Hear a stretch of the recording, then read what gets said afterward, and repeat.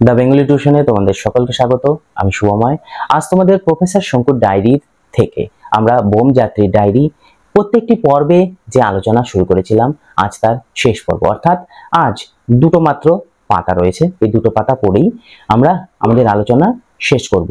আমরা এই বইটি আলোচনা শুরু করেছি, প্রফেসর শঙ্কুর ডায়েরি। তোমরা সকলেই জানো আমরা এর আগের দিন অনেকটাই পড়িয়েছিলাম।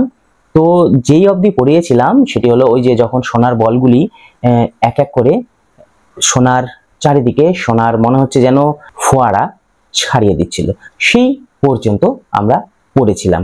এবারে আমরা তার পরের পেজ থেকে শুরু করব। চলো তাহলে শুরু করছি। সেদিন থেকে আর জানালা বন্ধ করিনি, কারণ কখন যে কোন বিচিত্র জগতের মধ্যে এসে পড়ি তার ঠিক নেই।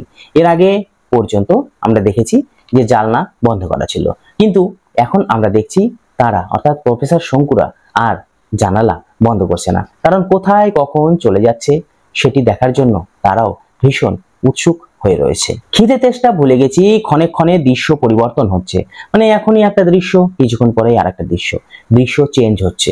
এখনই দেখছি সারা আকাশময় সাপের মতো কিলবিল সব আলো এদিক ওদিক ছুটে বেড়াচ্ছে, একটা জানলার কাছে এসে পড়ছে, আর কেবিনের ভেতরটা আলো হয়ে উঠছে।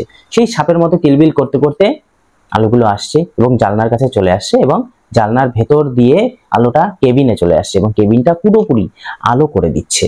এ যেন সৌরজগতের কোনো বাদশাহের উৎসবের আতশবাজি খেলা, আমাদের রাজাদের কোনো উৎসব, সেই উৎসবের হয়তো আতশবাজির খেলা চলছে, এমনটা মনে হচ্ছে।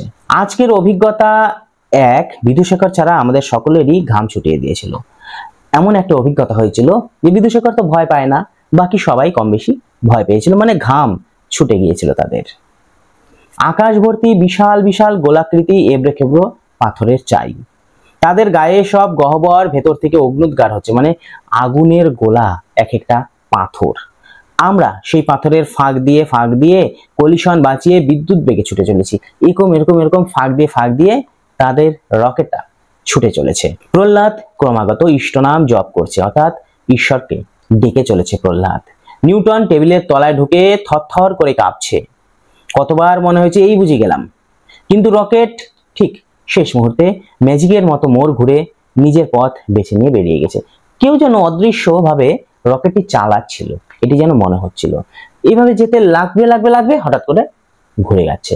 কেউ তাহলে নিশ্চয়ই ওপর থেকে চালাচ্ছিল, মানে আশীর্বাদ দিয়ে, এটা তাদের মনে হয়েছে। আমরা ভয়ে মরছি, কিন্তু বিদুশেখরের ভ্রুক্ষেপ নেই। সে তার চেয়ারে বসে দুলছে ও মধ্যে মধ্যে টাফা বলছে। এই এক নতুন কথা কদিন ধরেই ওর মুখে শুনছি। বোধ হয় বাইরের দৃশ্য দেখে তারিফ করে তোফা কথাটা বলতে গিয়ে টাফা বলছে। এটি কেন বলছে বিদুশেখর সেটি আমরা একটু পরেই বুঝতে পারবো। আজ নিউটনকে বড়ি খাওয়াচ্ছি এমন সময় বিদুশেখর হঠাৎ এক লাফে জানলার কাছে গিয়ে টাফা বলে চিৎকার করে উঠল। বিদুশেখর এই নামটা কোথায় পেল কেউ জানে না, কিন্তু সে টাফা বলে চিৎকার করছে। আমি জানলার দিকে তাকিয়ে দেখি আকাশে আর কিছুই নেই, কেবল একটা ঝলমলে সাদা গ্রহ, নির্মল নিষ্কলঙ্ক একটি চাঁদের মতো আমাদের দিকে চেয়ে আছে। শুধু একটাই গ্রহ এখন রয়েছে আকাশে, বাকি আর যে আলোর ছটা ছিল চারিদিকে সেগুলি আর কিছুই নেই। রকেটটা নিঃসন্দেহে ওই গ্রহটার দিকেই এগিয়ে চলেছে। বিদুশেখরের কথা যদি সত্যি হয় তাহলে ওটার নাম টাফা। তাহলে বিদুশেখর এতক্ষণ যে টাফা বলছিল সেটা হলো ওই গ্রহটি। আজ জানলা দিয়ে অপূর্ব দৃশ্য, টাফার সর্বাঙ্গে যেন অসংখ্য জোনাকি জ্বলছে আর নিভছে। সেই আলোয় আমাদের কেবিনও আলো হয়ে যাচ্ছে। আমার সেই স্বপ্নের জোনাকির কথা মনে পড়েছে। মন আজ সকলেরই খুশি, অর্থাৎ আমরা সবাই খুশি হয়েছি। শেষ পর্যন্ত হয়তো আমাদের অভিযান ব্যর্থ হবে না। আমরা মঙ্গলে যেতে চেয়েছিলাম, আমরা এখন টাফায় আসছি, হয়তো আমাদের অভিযানটা সফলই হবে। টাফার দূরত্ব দেখে আন্দাজে মনে হচ্ছে কালই হয়তো আমরা ওখানে পৌঁছে যাব, অর্থাৎ আমাদের রকেটটা কালই টাফাতে গিয়ে পৌঁছে যাবে। গ্রহটা ঠিক কি রকম দেখতে সেটা ওই জোনাকিগুলোর জন্য বোঝার উপায় নেই, অর্থাৎ গ্রহটার ঠিক কিভাবে দেখতে, মানে কেমন দেখতে, একটু সামনে জোনাকি জ্বলছিল তো আলো, সেজন্য ওটাকে বোঝা যাচ্ছিল না। আজ বিদুশেখর যেসব কথাগুলি বলেছিল সেগুলি বিশ্বাস করা কঠিন।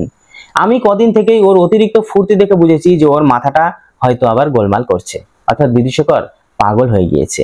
ও বলল টাফায় নাকি সৌরজগতের প্রথম সভ্য লোকেরা বাস করে। বিদুশেখর কোথা থেকে জেনেছে এটা কেউ জানে না, অর্থাৎ বিদুশেখর বলল যে টাফায় সৌরজগতের সবচেয়ে সভ্য লোকেরা বাস করে। পৃথিবীর সভ্যতার চেয়ে ওদের সভ্যতা নাকি বেশ কয়েক কোটি বছরের পুরাতন, অর্থাৎ তারা বেশ অ্যাডভান্স।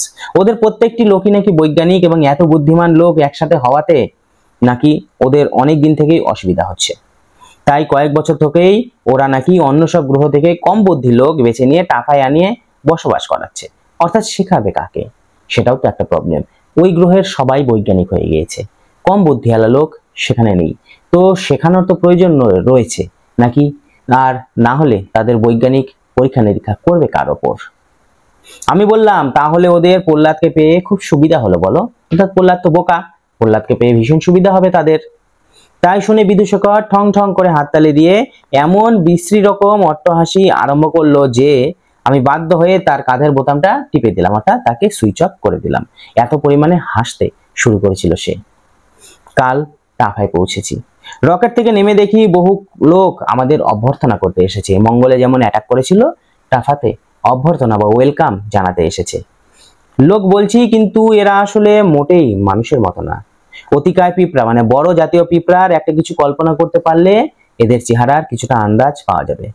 বিরাট মাথা আর চোখ, সেই অনুপাতে হাত পা সরু, যেন কোনো কাজেই লাগে না। আসলে তারা মাথা দিয়েই সব কাজ করে, বিজ্ঞানী তো, তাদের হাত পা ওই জন্যই সরু অবস্থায় রয়ে গিয়েছে। এদের সম্বন্ধে বিদূষকর যা বলেছিল তা একদম ভুল, সে বিষয়ে কোনো সন্দেহ নেই। আমার বিশ্বাস ব্যাপারটা আসলে ঠিক তার উল্টো। বিদূষকর যে সমস্ত কথা বলেছিল সেই ব্যাপারটি ঠিক তার উল্টো। অর্থাৎ এরা মানুষের অবস্থা থেকে এখনো অনেক পিছিয়ে রয়েছে, এরা সভ্যই হতে পারেনি এবং সেই অবস্থা পৌঁছতে ঢের সময় লাগবে। মানুষের মতো মানুষ হতে ঢের সময় লাগবে। টাফার অবস্থা যে পৃথিবীর তুলনায় কত আদিম তা এতেই বেশ বোঝা যায় যে এদের ঘরবাড়ি বলে কিছুই নেই। তারা ঘরবাড়িতে থাকে না, এমনকি গাছপালাও নেই। এরা গর্ত দিয়ে মাটির ভিতরে ঢুকে যায়, মাটিতে গর্ত করে থাকে এবং সেখানেই বাস করে। অবশ্য এরা আমাকে ঠিক আমাদের দেশের মতো একটা বাড়ি করে দিয়েছে, কেবল ল্যাবরেটরি নেই, আর সবই ছিল ঠিক তেমনি। মানে পৃথিবীর মতো সবকিছু রয়েছে, শুধু ল্যাবরেটরিটাই নেই। প্রহ্লাদ ও নিউটন দিব্যি আছে। নতুন গ্রহে এসে নতুন পরিবেশে যে বাস করছে সেটা বোধ হয় যেন নেই, মানে সেই বোধটাই তাদের নেই নতুন গ্রহে যে তারা চলে এসেছে। বিদূষকরকেই কেবল দেখতে পাচ্ছি না, ও কাল থেকে উধাও। টাফা সম্পর্কে এতগুলি মিথ্যা কথা বলে হয়তো তার মুখ দেখানোর সাহস নেই, সে হয়তো লজ্জা পেয়েছে।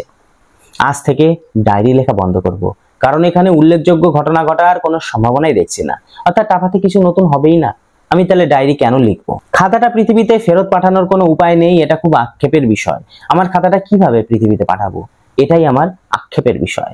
এত মূল্যবান তথ্য রয়েছে এতে, এখানকার মূর্খরা তাও মর্ম কিছুই বুঝবে না, আর এদিকে আমাকে ফিরেও যেতে দেবে না।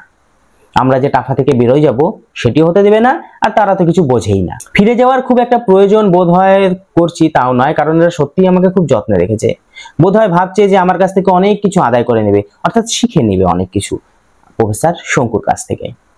এরা বাংলা জানলো কি করে তা জানি না, তবে তাতে একটা সুবিধা হয়েছে যে ধমক টমক দিলে বোঝে। সেদিন একটা পিঁপড়েকে ডেকে বললাম, কই হে, তোমাদের বৈজ্ঞানিকরা সব কোথায়? তাদের সাথে একটু কথা টথা বলতে দাও, তোমরা তো ভয়ানক পিছিয়ে আছো। অর্থাৎ আমাকে দু একটা সায়েন্টিস্টের সাথে দেখা করাও, তোমরা অনেক পিছিয়ে আছো, তোমাদের অনেক এগোতে হবে। তাতে লোকটা বলল, ও সব বিজ্ঞান টিজ্ঞান দিয়ে কি হবে, আর যেমন আছে থাকুন না, আমরা মাঝে মাঝে আপনার সাথে আসবো, আপনার সহজ সরল কথাবার্তা শুনে আমাদের ভারী ভালো লাগে, আমরা শুধু কথাবার্তা বলতেই আসবো, আপনি যেমন আছেন থাকেন। আহা, যত সব ন্যাকামো।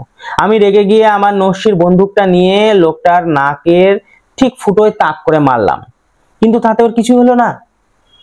হবে কি করে, এরা তো এখনো হাঁচতেই শেখেনি, অর্থাৎ হাঁচিয়ে দিতে শেখেনি। দেখো এবার একটু ব্যাকেটের মধ্যে রয়েছে, মানে প্রফেসর শঙ্কুর ঘটনাটি শেষ, এবার সত্যজিৎ রায়ের কিছুটা ঘটনা আমাদের এখানে ব্যাকেটের মধ্যে দেওয়া আছে। অনেকে হয়তো জানতে চাইবে যে প্রফেসর শঙ্কুর ডায়েরিটা কোথায়, অর্থাৎ সত্যিকারের ঘটনা সত্যজিৎ রায়ের কাছে ডায়েরিটা ছিল, অর্থাৎ ডায়েরিটা হয়তো এখনো রয়েছে।